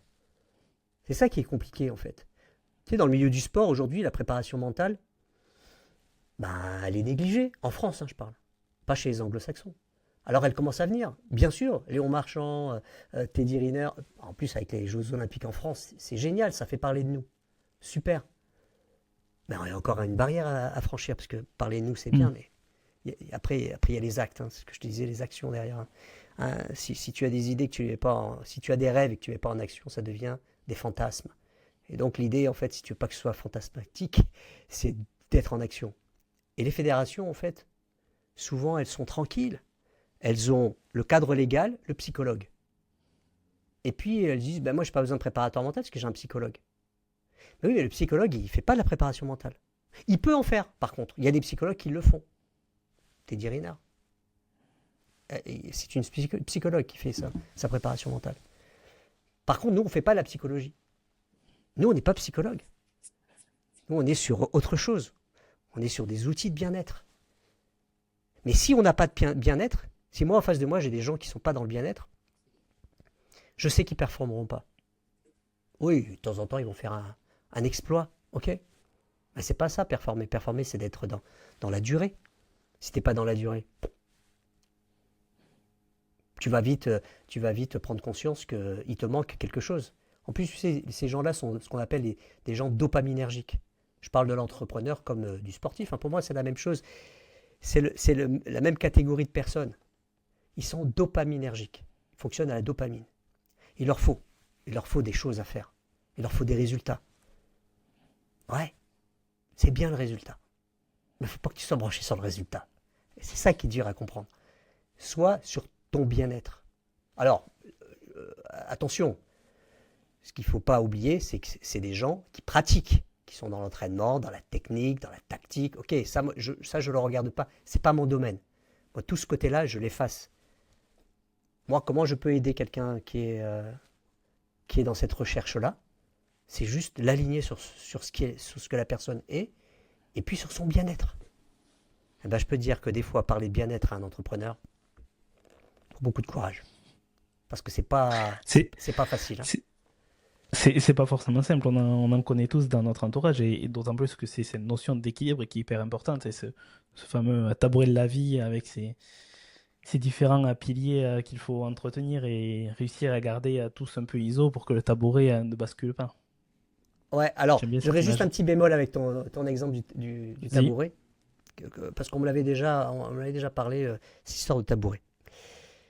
Moi, le bémol que j'ai là-dessus, je ne crois pas à la règle des équilibres. Attention, c'est personnel ce que je dis. Donc, je ne crois pas à la règle des équilibres, c'est D plus loin équilibre. Pas un déséquilibre. Ok? Pourquoi? En fait, je vais te donner la métaphore de la marche. Si tu es en équilibre total, tu n'avances pas. Tu es en équilibre. Il va falloir créer un déséquilibre pour pouvoir mettre un premier pas. On est d'accord? Si tu restes dans un équilibre, tu restes dans une neutralité. C'est statique. Tu es statique. La neutralité, je veux dire, je sais pas, en science, la neutralité, c'est quoi? C'est quelque chose qui est sans vie, quelque chose qui est neutre. Or, en fait, nous, la seule chose dont on a besoin, c'est d'être en mouvement. C'est ça qu'on oublie. Aujourd'hui, on fait tout pour nous empêcher d'être dans le mouvement. On a des trottinettes, on a des trucs où tu te mets dessus, ça roule tout seul. En fait, on veut t'empêcher d'être en mouvement. Mais nous, on a besoin d'être en mouvement. Parce qu'on est à l'intérieur de nous, on a plein de cellules qui te permettent, parce qu'elles sont en mouvement, de vivre. Okay? Donc, Moi, la règle de quelque chose en équilibre, je n'y crois pas. Je pense qu'il faut du déséquilibre. Et donc, je reprendrai ton tabouret à 3 pieds. Je me dirais, en fait, il a 3 pieds parce qu'il a 3 déséquilibres. Et donc, l'idée, c'est justement de jouer là-dessus. Si tu prends un sportif, il y a la technique, il y a la tactique, il y a le mental. Ok? Ça, c'est juste qu'il ne peut pas tout équilibrer. Il va avoir du déséquilibre là-dedans qui va lui permettre de performer. Ça va lui permettre de performer. Mais il n'y a pas d'équilibre. Notre vie, en fait, on passe notre temps à chercher l'équilibre. Là, c'est l'infirmier qui parle. Si tu trouves, le jour où tu auras trouvé ton équilibre, tu seras sur un lit. C'est tout. Parce qu'en fait, justement, on n'est pas fait pour être dans l'équilibre. Attention, encore une fois, c'est ma notion. J'ai débattu là-dessus. Je reste sur cette notion pour le moment. C'est peut-être mon biais, tu vois, j'ai peut-être des biais de confirmation là-dessus. Mais pour moi, en fait, l'équilibre, non, certainement pas, en fait. On cherche un équilibre de vie, mais ça veut dire quoi un équilibre de vie? Eh ben, ça veut dire traverser des hauts et des bas. Un équilibre de couple. Moi, j'adore dire, ça fait 25 ans que je suis marié, j'adore le dire, 26 ans, j'adore le dire parce que, bah oui, autour de nous, ça devient rare maintenant, en fait. Mais je dis, j'ai pas d'équilibre. Quand on me dit, ouais, mais vous avez trouvé votre équilibre. Ben non, non, non. Non, non, on est comme tout le monde. Hein. Les hauts et les bas, c'est ça la vie d'un couple aussi. Mais bien sûr, c'est ça l'équilibre de vie. C'est le déséquilibre, en fait. Et est-ce que justement, tu as l'impression que cette peur de déséquilibre, de haut et de bas, de plus en plus, on est impatient par rapport à ces bas Ouais. et que on jette un peu les choses. Et on se bat pas pour revenir vers les hauts. Ça, malheureusement, c'est la technologie qui nous pousse à ça, en fait. On devient de plus en plus feignant. Tu sais, on a un cerveau, lui, ce qu'il veut, c'est gagner d'énergie, en fait. Il te bouffe 20% de ton énergie, déjà, à la base, hein, 20%. Donc, dès qu'il peut en économiser, il en économise. D'accord? Alors, moi, je ne fais pas du style de dire il n'aime pas l'inconnu, tu vois. Les gens, ils disent, il n'aime pas le changement, pardon. C'est vrai qu'il n'aime pas l'inconnu. Il n'aime pas trop l'inconnu. Par contre, de dire qu'il n'aime pas le changement, je ne suis pas d'accord avec ça. Le cerveau, bien sûr qu'il aime le changement. Il n'aime pas l'inconnu, mais il aime bien le changement. Alors, c'est quoi la différence? C'est que ben, si demain, tu gagnes l'auto, t'aimeras le changement. Hein, parce que ça va changer ta vie. Tu comprends? Dire, ouais, non, le cerveau, il n'aime pas trop changer. Si, il aime changer. Ça dépend ce qui le nourrit. Et donc, ça dépend de la vision que tu vas avoir. Effectivement, demain, tu gagnes au loto, tu auras une autre vision. Et donc, du coup, tu vas créer ce que je t'ai dit tout à l'heure. Vision, désir, action, réalisation, résultat. Bon, ok, ça va arriver. Et donc, ça, c'est hyper important d'être calé là-dessus. Et justement, quand tu disais, ça dépend comment tu le nourris, la nourriture du cerveau et les connaissances qu'on lui apporte, toi qui as fait beaucoup de choses, hein, tu t'es formé en PNL, en Mm. coaching, en neurosciences, en hypnose, en préparation mentale, enfin, toutes ces activités-là, bien nourrir son cerveau est important aussi. Alors, bien nourrir son cerveau, il y a une chose qui est primordiale. C'est la première chose que je commence par faire avec une personne. C'est d'aller travailler déjà son énergie. L'énergie, c'est la force vitale, en fait. Sans énergie, t'as rien. Des fois, on te dit, bah non, c'est l'intention, parce que l'intention, elle te permet d'avoir l'action, ou l'intention permet de pouvoir avoir tes objectifs. Ouais, ok, mais si t'as pas d'énergie, si t'as pas d'énergie, t'es en moteur off, hein. Et ben du coup, comment tu peux avoir une intention? Donc déjà, c'est travailler son énergie. L'énergie, je te l'ai dit tout à l'heure, nos cellules, elles bougent, et donc elles ont besoin d'une Mm. énergie. Et sachant que le cerveau, je te disais, bouffe déjà 20% de ton énergie, tu vois, donc ce qui est déjà beaucoup, toi, tu as plutôt intérêt de faire attention à ton énergie. Comment tu fais? Bah, tu regardes les facteurs qui te permettent l'énergie. L'alimentation, mais on bouffe super mal aujourd'hui.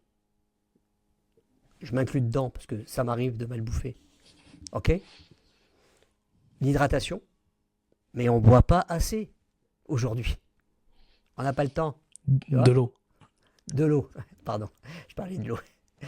Euh, c'est Le le sommeil. repos, le sommeil. le sommeil et le repos, tu vois, c'est encore deux choses différentes. Donc, avoir du sommeil, savoir avoir des coupures, donc du repos. Par exemple, si tu restes 2 heures derrière un ordinateur sans te lever, ben en fait, à un moment donné, il va falloir que tu ailles faire du mouvement. Ok? Et ce mouvement-là, c'est ça qui est paradoxal, c'est le mouvement et le repos. Quand on te dit, ouais, il faut que tu aies, pour avoir de l'énergie, il te faut du mouvement. Ben, tu dis, ben non, je ne comprends pas, si j'ai du mouvement, en fait, je perds de l'énergie. Si je marche, j'ai moins d'énergie. En fait, c'est fou parce que c'est l'inverse. C'est parce que tu vas te mettre en mouvement que tu vas revitaliser et que tu vas te redonner de l'énergie. Parce que pendant que tu es resté assis pendant 2 heures derrière ton ordinateur, ben en fait, tu as bouffé de ton énergie. Tu as besoin de la reconditionner. Tu vois. Et le dernier truc que je rajouterai dans ces critères-là pour l'énergie, c'est l'état d'esprit. Parce que c'est ton état d'esprit qui te bouffe de l'énergie. Mm. Tout le monde connaît le non, j'ai pas envie. Je veux pas le faire. Oh, j'ai la flemme. Ou tu vois le côté toujours négatif ou des choses comme ça. Mais ça plombe, ça te bouffe de l'énergie.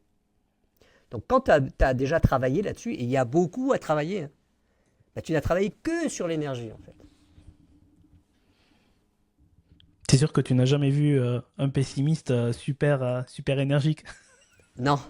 Alors en général, non. Il est pas. C'est ça. Tu comprends, c'est là où tu commences à te dire, ah ouais, ça va ensemble quand même, tu vois. Les pensées, tu peux pas avoir des pensées. D'abord, ce serait idiot d'avoir que des pensées positives. Parce que en Mm. mathématiques, je veux dire, si tu fais moins et moins, ça fait plus, non? Donc, quelque part, en fait, ce qui est intéressant, c'est d'avoir un peu tout. Mais par contre, avoir que des pensées négatives, ou principalement des pensées négatives, ça va te plomber. Et puis, je pense que ça n'existe pas, d'avoir que des pensées négatives. Et justement, tu as écrit des livres, hein, tu as écrit 2 bouquins. Le premier, Je suis, euh, que l'on peut retrouver en librairie. Est-ce que tu peux un peu nous en parler? Et après, on parlera du second Deux qui secondes. sort cette année. Bah, en fait, en 2019, j'avais envie, c'était un peu, bon, ouais, j'avais envie de raconter d'abord un peu mon histoire. Donc, la première partie du bouquin, Je suis. Alors, je, c'est J-E-U, comme un je suis. En fait, j'ai fait un jeu de mots. Quand bien même, une fois, il y a quelqu'un qui m'a dit, mais en fait, t'as fait une faute d'orthographe dans le jeu. Donc, je L'éditeur, trouvais il a ça, fait une erreur. ouais, j'ai trouvé ça assez mignon. Je trouvais ça assez mignon. Donc, oui, j'ai voulu faire donc un jeu de mots là-dessus, parce qu'effectivement, je pense que la vie est un jeu. Et c'est un peu ce que je t'ai expliqué tout à l'heure. Et voilà, je l'ai écrit dans un bouquin. Donc, il y a la première partie, je me livre un peu. Donc, je livre un peu qui je suis et qui je suis. Et ensuite, justement, je donne des astuces pour voir la vie comme un jeu, en fait. Donc, je traite, j'ai des outils. Alors, c'est plutôt du développement personnel. D'ailleurs, c'était un peu avant de vraiment m'orienter complètement mental. Donc, c'est plutôt un livre de développement personnel qui. Je donne des outils d'acteurs de scène pour des acteurs ou des actrices. Hein, je m'excuse de donner toujours le masculin, mais à des acteurs ou des actrices de vie, en fait. Je leur donne des outils très simples que j'ai appris sur scène et qui me permettent, que j'utilise tout le temps dans la vie de tous les jours. Donc ça a été mon premier bouquin. Et puis surtout, c'était assez rigolo parce que jamais, jamais, au grand jamais, je me serais dit que j'étais capable d'écrire un bouquin. Encore une porte que j'ai ouverte. C'est-à-dire que quand j'ai eu cette idée, qui était un peu folle pour moi, ben, je me suis dit, tiens, tous les jours, je vais écrire quelque chose le matin. Ouais. Donc, on te dit, ouais, mais tu sais, quand tu écris, le phénomène de la page blanche et tout ça. Non, moi, Mm. tous les jours, j'écrivais quelque chose. Je ne savais pas ce que ça allait donner, mais j'écrivais. Et en fait, ça a donné mon bouquin. Après, une fois que j'ai écrit ce bouquin, je l'ai fait en auto-édition.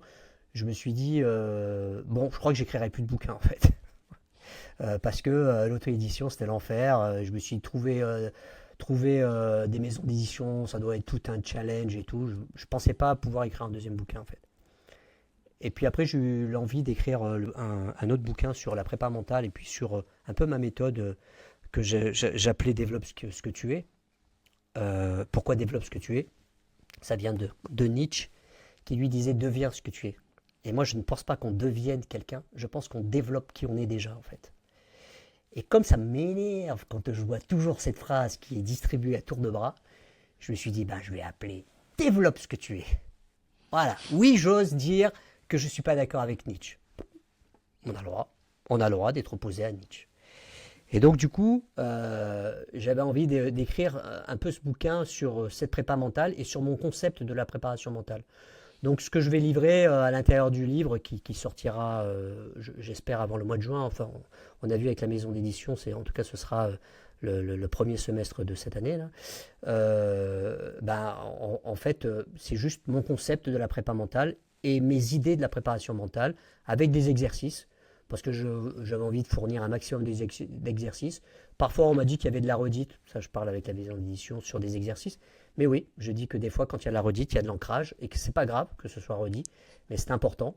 Voilà. Et pour la petite histoire, moi qui avais peur de la maison d'édition, en me disant ça va être tout un travail et tout, la première personne, premier éditeur à qui j'en parle, en fait, m'a accepté.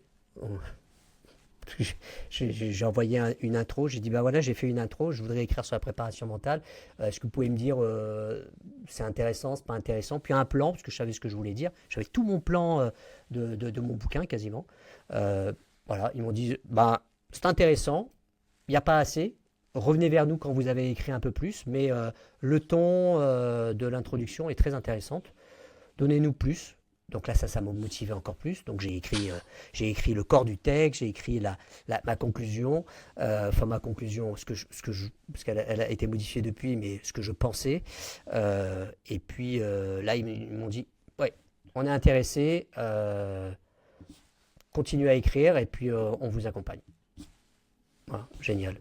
Et voilà, et donc du coup, maintenant, on est dans le transfert de la correction, dans la page C'est de ça, garde et tout ça. Enfin, bon, ouais, voilà.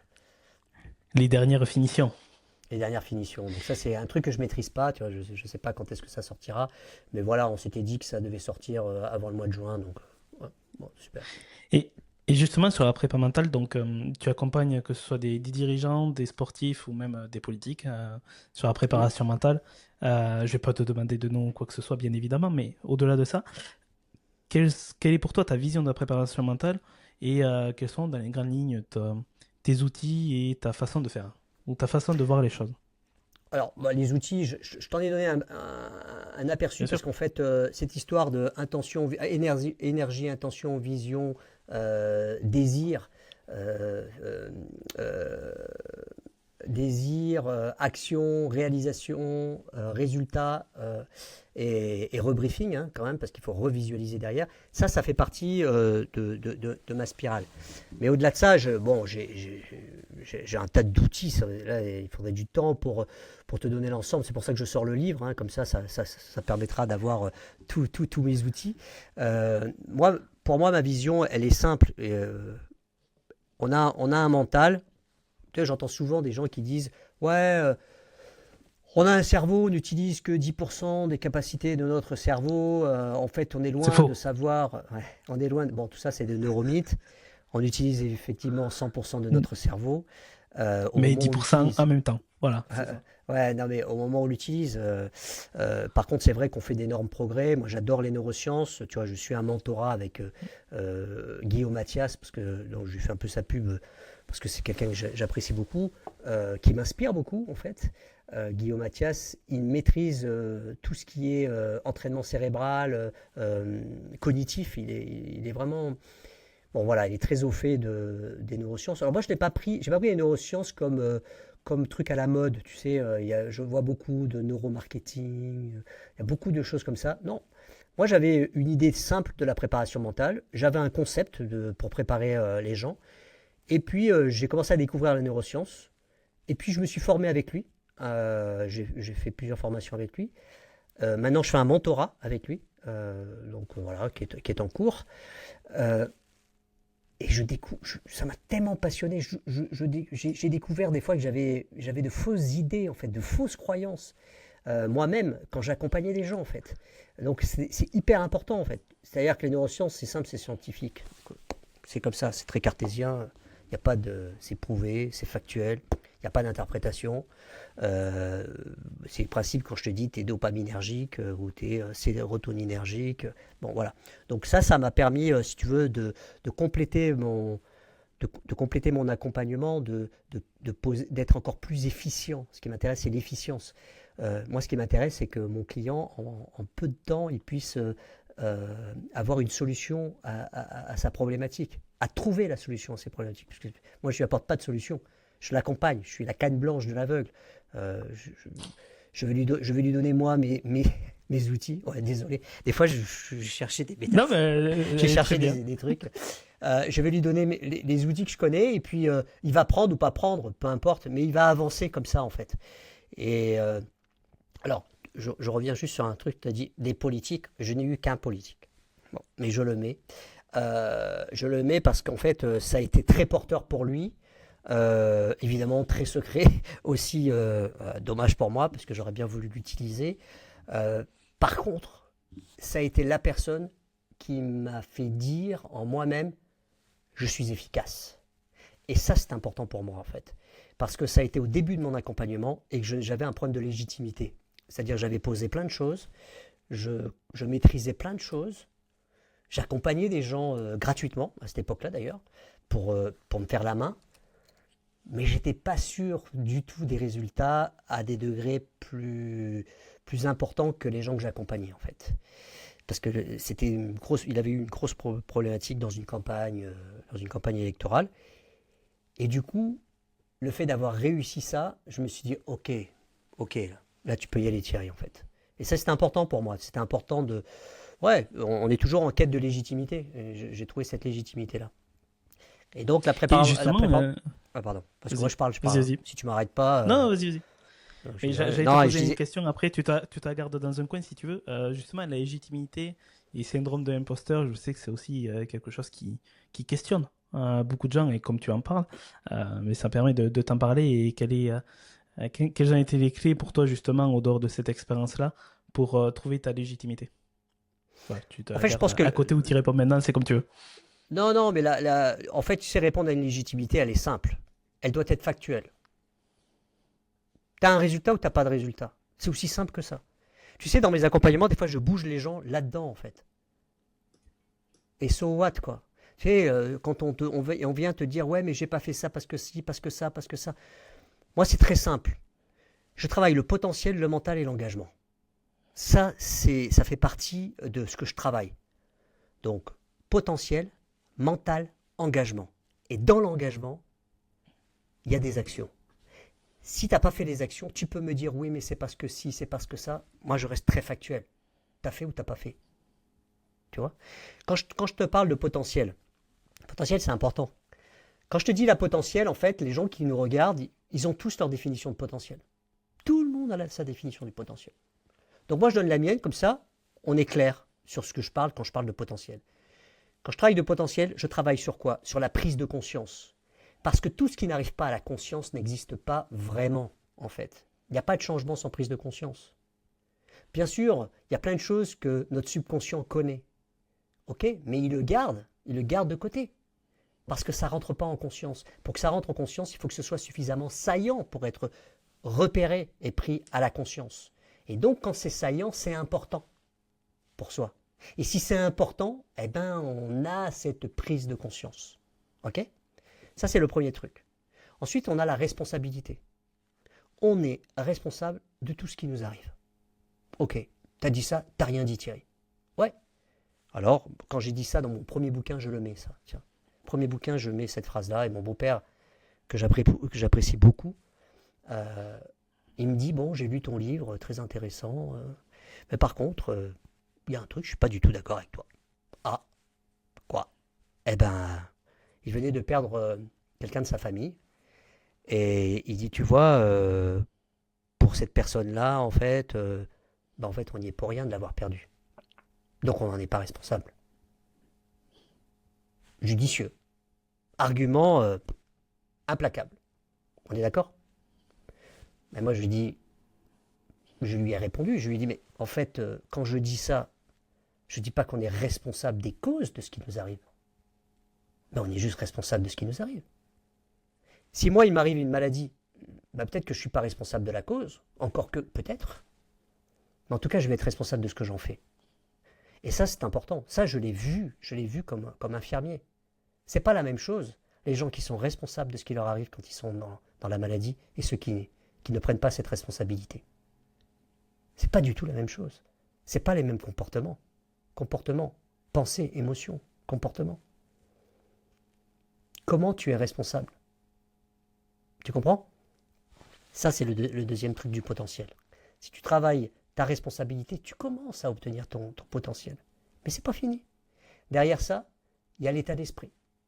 L'état d'esprit est hyper important. On disait tout à l'heure, l'état d'esprit de celui qui est pessimiste. Bah ouais, mais c'est ça qui fait que tu vas diminuer ton, ton potentiel.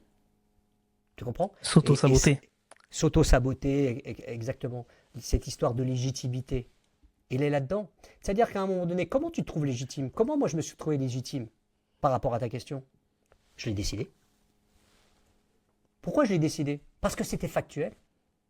J'ai telle personne, tel résultat. J'ai tant de personnes, tant de résultats. C'est quoi le pourcentage de mes résultats? Putain, je suis à 99%. Bah ok, je suis légitime. Thierry, t'es légitime. Voilà. Tu comprends? C'est juste ça. Et ça, c'est mon état d'esprit. Je pose les choses, je regarde les choses et je dis ok. Quand bien même je n'aurais pas eu ces résultats, ok, qu'est-ce que je peux faire pour avoir de meilleurs résultats? Qu'est-ce que je peux faire pour y arriver? Peut-être c'est pas fait pour moi, tu vois. Il aurait pu y avoir plein de trucs. C'est pas ce qui s'est passé, mais ça aurait pu. Ça me posait pas de problème en fait, tu vois. Sauf au moment M. Et donc le dernier truc, c'est l'énergie, parce que l'énergie, je la mets partout. Donc dans ton potentiel, il y a ton énergie. Voilà. Et bien tu vois, ces 4 points-là, c'est 4 points d'un premier accompagnement. On fait le point là-dessus. Potentiel. Après, on a tout ce qui est mental. Et donc là-dedans, je reviens sur l'état d'esprit. Mental, c'est tout, comme dirait Guillaume, c'est tout ce qu'il y a entre nos deux oreilles. Eh bien, il y a un mode de fonctionnement. Dans ce mode de fonctionnement, en fait, j'alerte déjà les personnes sur la façon dont l'humain fonctionne. Ensuite, il prend ce qu'il veut. Parce que je ne peux pas... moi, je lui donne des choses factuelles, mais je ne peux pas dire ce qu'il va retenir ou pas retenir. Donc, je vais lui dire, voilà comment fonctionne l'être humain, entre ses deux oreilles. Attention, de façon très vulgarisée. Hein. Il ne s'agit pas... moi, je ne vais pas étaler une science que je n'ai pas.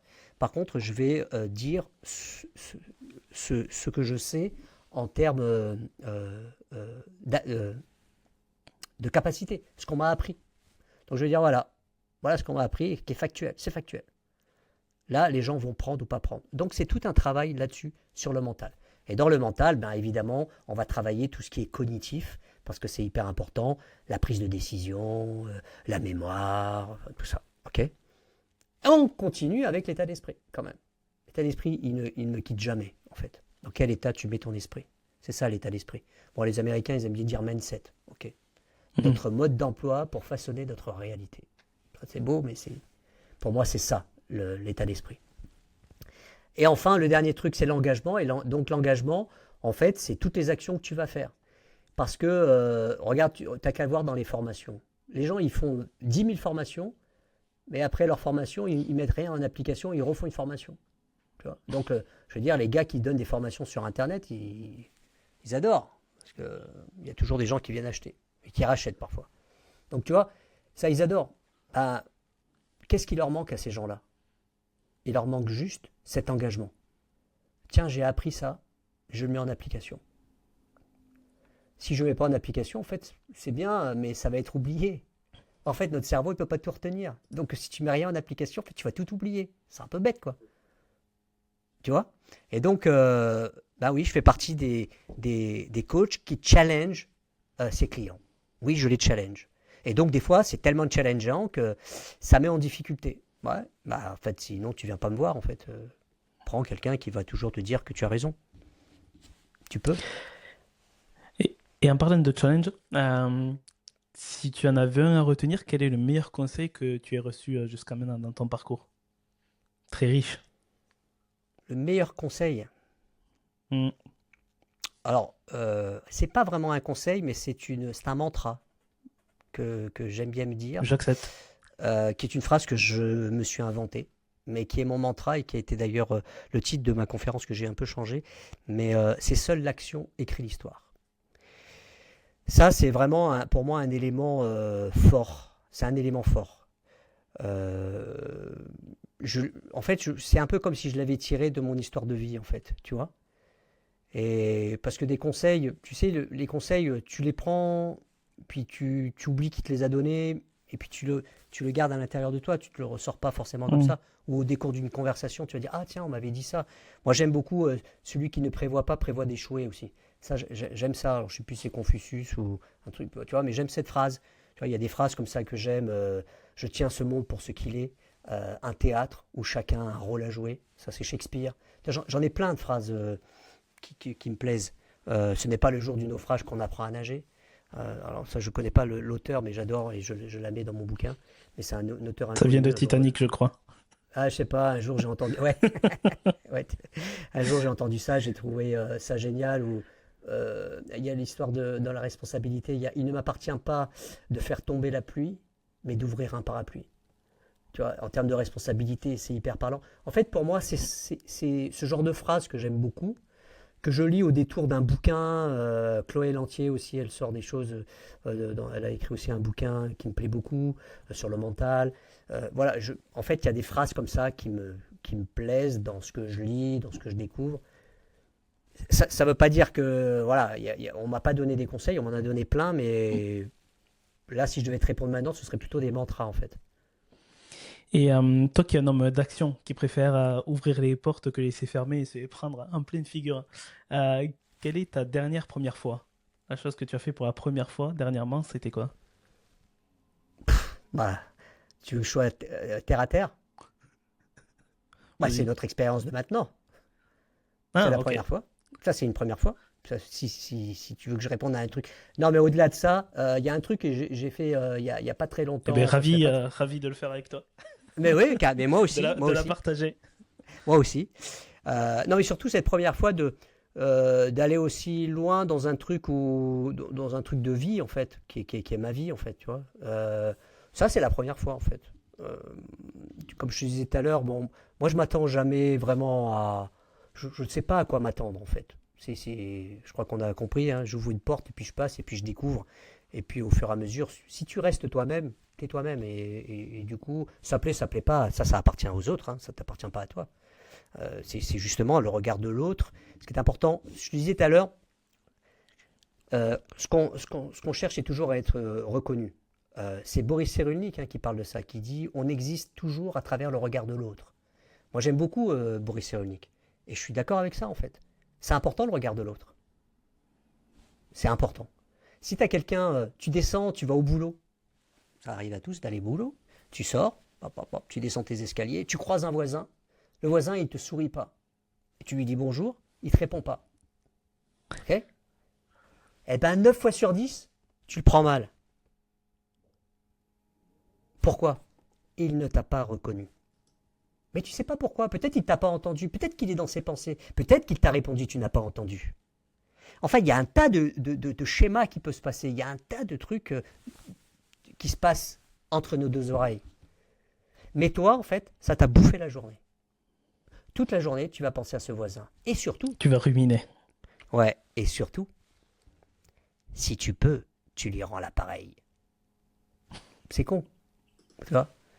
Tu dis pourquoi tu fais ça? Pourquoi tu fais ça? On est d'accord ou pas? Oui, oui, je partage ton point de vue complètement. Quel est ton plus grand rêve? Si tu pouvais rêver grand au point que tu savais que tu n'allais pas échouer, quel serait-il? Est-ce qu'il y a quelque chose comme ça, un objectif aujourd'hui, un rêve, une vision que tu as et que tu aimerais partager? Mon plus grand rêve, oh, c'est pas très.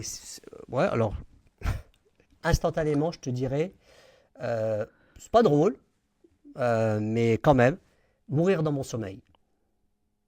Ça, ce serait Hmm. mon rêve. C'est-à-dire sans souffrance. Mourir dans mon sommeil. J'en ai tellement vu dans le métier d'infirmier que ça, ce serait vraiment un rêve. Et surtout, après mon épouse.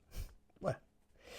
Je voudrais pas qu'elle vive ça. Donc ça, ce serait. Ouais, c'est pas très drôle, en fait, de répondre à ta question, mais ce serait. Non, mais, mais j'ai encore Ouais, deux, ce trois serait. questions pour pas finir là-dessus.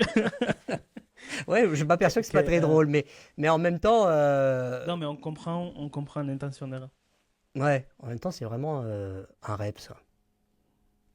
Et toi qui rencontres plein de monde, qui a eu plusieurs expériences très enrichissantes les unes que les autres, euh, parmi les personnes que tu as rencontrées, quelles sont pour toi des personnes inspirantes? Tu as parlé de Guillaume Mathias tout à l'heure, Mhm. mais parmi les personnalités que tu as côtoyées, si tu avais voilà, quelques personnes inspirantes à partager et à mettre en lumière, ce serait qui? Alors, je vais pas faire une liste. En fait, le problème, c'est que je pourrais Non, en bien sûr. oublier plein. Mais tu sais, moi, je pense que à chaque fois que j'ai croisé des choses, des aventures, j'ai vécu des aventures, pardon, j'ai croisé des gens inspirants. Je veux dire, je me rappelle très bien de Madame Chariot, qui était ma première maîtresse et qui m'inspirait beaucoup. Donc, tu vois, j'étais petit. Je pourrais te dire, en fait, c'est toutes les personnes qui me viennent maintenant, c'est forcément de l'inspiration. Je pourrais dire le maître le rigoleur, qui était quelqu'un de très dur quand j'étais à l'école des mousses, mais très très très dur, qui nous marchait dessus, enfin bon, mais qui m'a permis, moi, en fait, il m'a inspiré de ce que je voulais pas devenir, en fait. Voilà, c'était quelqu'un qui était imbibé par l'alcool, qui était méchant, mais qui m'inspirait, en fait. Différemment en fait. Je voulais pas lui ressembler Mm. justement, mais ça fait partie de mon inspiration. Infirmier, je pourrais dire aussi Yannick Schoenvar, qui est devenu un politicien d'ailleurs, qui est un ami sur Toulon, parce que c'est lui qui m'a fait aimer le métier d'infirmier. Et qui m'a permis d'être aussi rigoureux dans ce métier-là. Yannick Schoenvar qui est aussi une personne avec son calme et son charisme qui m'a donné envie d'être dans cette attitude. Parce que moi j'étais un peu foufou et il me recadrait assez bien. Je pourrais dire Marcel Afergan, quelqu'un que j'ai connu dans le milieu du syndicat, qui est très charismatique, qui m'a permis de poser les choses, de savoir argumenter, négocier, parce que j'ai fait partie d'un syndicat où j'étais au national et je venais aussi aux négociations nationales à la caisse d'assurance maladie. Hein. Et donc c'est quelqu'un qui m'a permis de trouver les arguments et j'aimais beaucoup sa façon d'être et aussi son relationnel. Il connaît énormément de gens et il est très inspirant. Tu l'as dit tout à l'heure, Guillaume Mathias. Et puis alors, on va aller chercher chez un Américain. Robert Parent aussi, un Canadien, qui est un copain à moi, mais qui m'a beaucoup inspiré par sa façon d'être en fait. Moi, je prends beaucoup sur ce que la personne est en fait, ce qu'elle peut te transmettre, bien au-delà des mots en fait. Voilà, Robert Parent. Mais surtout, il y a un Américain, Tony Robbins, Anthony Robbins d'ailleurs. Alors Mm. lui, pourquoi? Parce qu'en fait, c'est une bête de scène qui partage énormément, alors qui est considéré en France comme un gourou, en tout cas pas par moi, mais ouais, il m'a donné envie de faire de la conférence, par exemple. Ok. Alors que je ne cherche pas du tout à faire du Tony Robbins et mes conférences n'ont absolument rien à voir avec ce que pourrait faire Tony Robbins. Mais par contre, c'est lui qui, par son attitude, par son charisme, par sa voix, son énergie, m'a donné envie Ouais, de porte passer qu'il du envoie. théâtre à la conférence. Tu vois, passer du théâtre à Ouais, la c'est un conférence, showman. ce Mm. qui était pas évident en fait. C'est un showman en fait. C'est vraiment un. Voilà. Bon, j'en ai d'autres, hein, j'en ai d'autres. Ouais, non, mais Terme- donné déjà pas mal. voilà, Brian. Ouais, enfin bon, voilà, j'en ai, j'en ai un paquet. Euh, Qu'est-ce que je veux dire? Oui, une dernière question pour toi, Thierry. Si avec le recul, maintenant tu devais parler à ce jeune homme qui avait 9-10 ans, il y a quelques années, quelques décennies, qui allait parcourir cette vie-là, qu'est-ce que tu lui dirais à ce gamin si tu le regardais en arrière, si tu C'est avais face à rigolo ce toi? que c'est rigolo ce que tu dis parce qu'en fait c'est exactement un exercice que je fais dans l'accompagnement. Mais tiens, je te le fais faire, hein. C'est un exercice dirigé en fait qui permet de visualiser mais qui tu es plus tard, donc à l'inverse. C'est-à-dire, Hmm, je fais visualiser la personne qu'elle est dans 10 ans ou dans 15 ans. hmm. Ça, c'est assez. Et donc, elles se rencontrent. Où tu te vois à 60 ans, avec qui tu Et es, en fait, etc. voilà, elles Ouais. se rencontrent et qu'est-ce qu'elles se disent? Et en fait, les personnes ne me le disent pas, elles le vivent. En fait, tu vois, je ne leur demande pas de me parler, je Hmm. leur demande de le visualiser. Bon, bref. Non, si je rencontre. En fait, évidemment, moi je pense que si je rencontrais le petit garçon que j'étais à 9 ans, euh, moi, le démarrage, hein, je crois qu'on l'a bien compris, c'était au départ de ma maman. Quel chemin parcouru, en fait? Quel chemin parcouru? Je pense un chemin inimaginable. Je n'aurais jamais imaginé tout ça. J'ai un copain, c'était à ce moment-là, j'étais en réanimation à Paris, donc c'était après mes études, après être revenu du Club Med. J'ai un copain un jour qui m'a dit mais c'est impossible, à ton âge, donc je devais avoir 25 ans, je crois, 26 ans, il m'a dit t'as déjà plusieurs vies. Tu comprends? Et pour moi, ça, c'était une super réflexion, en fait, comme je l'apprenais, en fait. Je me suis dit, ouais, bah, en fait, continue comme ça, Thierry, en fait. Continue à vivre ta vie. Je crois qu'on n'en fait qu'une seule de vie, en fait. Je crois. Parce que le reste, j'en sais rien, je n'ai pas de certitude. Mais je pense qu'on n'en fait qu'une. Et tant qu'à faire, en fait, fais-la en fonction de ce que tu as envie de faire, dans tes désirs. Et donc, justement, à ce petit garçon de devant, je lui dirais, ben, en fait, ce chemin parcouru, tu l'as voulu. Ton démarrage, il s'est fait là, et voilà où t'en es maintenant. Mais c'est pas fini. C'est pas fini. Dernièrement, ma fille, elle m'a dit, papa, il y a un truc, ma fille aînée, hein, qui a 25 ans, elle m'a dit, je voulais te dire un truc. Moi, je pensais que passé 40 ans, notre vie était finie. C'était ce que je pensais. Et puis, quand j'ai vu, en fait, ce que tu fais à ton âge, eh ben, ça me donne de l'espoir. Eh ben, moi, ça m'a ému. Ça t'a pris à la gorge, ouais. Ouais, ça m'a ému qu'elle me dise ça. C'est ma propre fille qui me dit ça. Et je me suis dit, ouais, au moins, voilà, elle sait que il n'y a pas de conformité, en fait. On ne doit pas se dire, ok, passé un certain âge, c'est fini, on attend la retraite, puis après la retraite, on attend je sais pas quoi. Moi, je pense qu'il faut rien attendre, il faut aller chercher. Donc, aller chercher. Le futur, il n'existe pas, tu le construis maintenant, en fait. C'est par ton action maintenant que tu vas construire ton futur. Tu vois, et quand les gens ils disent ouais mais j'ai peur d'aller là, je dis la peur c'est juste la projection de quelque chose qui n'existe pas. Donc juste toi là maintenant là, c'est quoi que tu veux? C'est quoi là maintenant? Je te demande pas comment tu seras dans le futur, c'est quoi que tu veux? Et par là en fait on construit le futur. Mais c'est à n'importe quel âge. C'est à n'importe quel âge. Il y a dans ma conférence je parle justement de Madonna Budder. Ça te parle Madonna Budder? Madonna Non. Budder, c'est une nonne américaine. Run nonne. Pourquoi run nonne? Parce qu'elle court. 45 Ironman. Euh, Elle a 450 triathlons. 45 Ironman. 95 ans cette année. Elle court toujours. Alors évidemment, elle est portée par sa foi. D'accord? C'est une religieuse. Donc elle est portée, si on est porté par sa foi, elle est portée par sa croyance. Nous sommes ce que nous croyons. Tu comprends? Eh bien, elle m'inspire. Parce que je me dis, à 95 ans, tu te rends compte, ils ont mis une norme, c'est-à-dire que passé un certain âge, tu n'as plus le droit de pouvoir courir un triathlon, un Ironman, parce qu'en fait, un jour, elle est tombée, ils l'ont autorisée, elle est tombée, elle s'est fracturée la hanche. Et en fait, on lui a dit, ça c'est à cause de votre âge. Ce à quoi elle a répondu, mais pas du tout. Un jeune qui aurait fait ma chute, se serait peut-être aussi cassé le col du fémur. C'est pas mon âge, c'est parce que je suis tombé. Et le seul reproche qu'on puisse me faire, c'est d'être tombé. C'est tout. C'est pas de m'être fracturé. Tu vois? Et bien ça, pour moi, c'est génial, quoi. Tu vois? Ces gens-là qui... bah, voilà. C'était pour répondre à ta question. Je voulais pas... Parce que je veux m'arrêter, parce que sinon je vais continuer à parler. J'allais encore enchaîner, donc Non, on pourrait en faire très longuement. On a passé 1 heure et demie ensemble, en tous les cas, Thierry. Est-ce que déjà une tu heure et demie, quoi. as... Ouais, ouais, ça passe vite. Est-ce que pour conclure, pour te laisser le mot à la fin, il y a un sujet que tu voulais aborder peut-être où on a été assez vaste? Non, écoute, moi j'espère avoir répondu en fait en tout cas à tes attentes. Ça c'est important.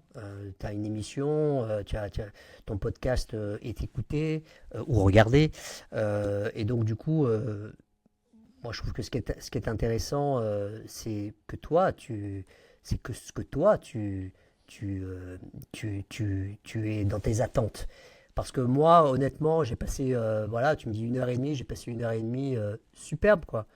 Une discussion comme ça, Bon, c'est toujours un petit peu difficile de toujours regarder ce petit bouton vert, parce que moi, c'est un petit bouton vert qui fait la caméra.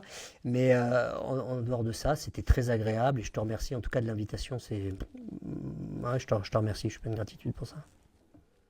Mais gratitude pour toi aussi. J'avais pas, comme je t'ai dit, pour les attentes, le but c'est de témoigner ton parcours et ce qui fait ce que tu es, justement. Et je pense que ça a parlé à pas mal de monde, tes propos, et que ça en a inspiré, d'où le but et le thème de ce podcast. Donc, merci à toi, en tous les cas, aussi d'avoir Merci. accepté cette invitation, d'avoir pris le temps de pouvoir échanger sur tous ces sujets-là.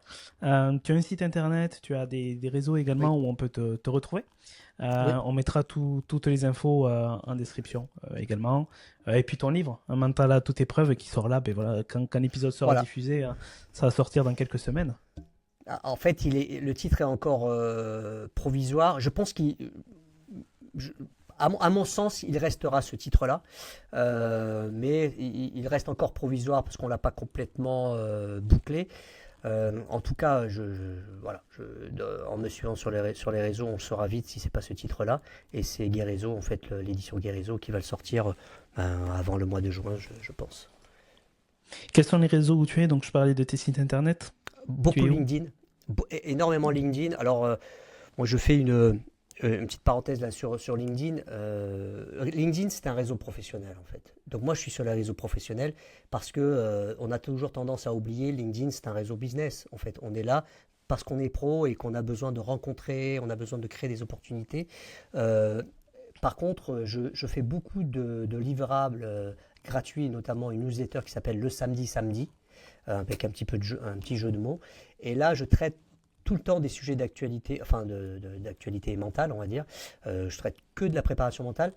Et j'invite aussi les gens, quand ils lisent et qui sont abonnés, à me donner des thèmes. Et j'ai toute la semaine pour travailler le thème, en fait. Donc voilà, ça s'appelle Le Samedi Samedi. Et LinkedIn, après, bon, le reste, bien sûr, on peut me trouver sur Instagram, on peut me trouver sur Facebook. J'y suis un peu moins. Instagram un peu, voilà. Quand j'ai une actualité, je la partage sur un réel. Mais LinkedIn, c'est vraiment mon réseau principal. Et mon site Ben, internet. à Mes propos, sites internet. ah, tes sites internet, et à propos de Reels et de LinkedIn, hein, ils seront également disponibles sur LinkedIn et sur YouTube, sur Instagram. En tous les cas, merci à toi, merci d'avoir Merci pris à le toi. temps, Thierry. Merci pour ce moment de partage. Et puis, quant à nous, comme je dis, vous pouvez retrouver cet épisode en vidéo sur YouTube, sur Instagram, sur LinkedIn et partout ailleurs où vous le chercherez, vous ferez l'effort de chercher. Également en audio sur Amazon, Deezer, Apple et Spotify notamment. Quant à moi, je vous souhaite une très bonne journée. Je vous dis à très bientôt pour un prochain épisode d'Inspiré. Salut!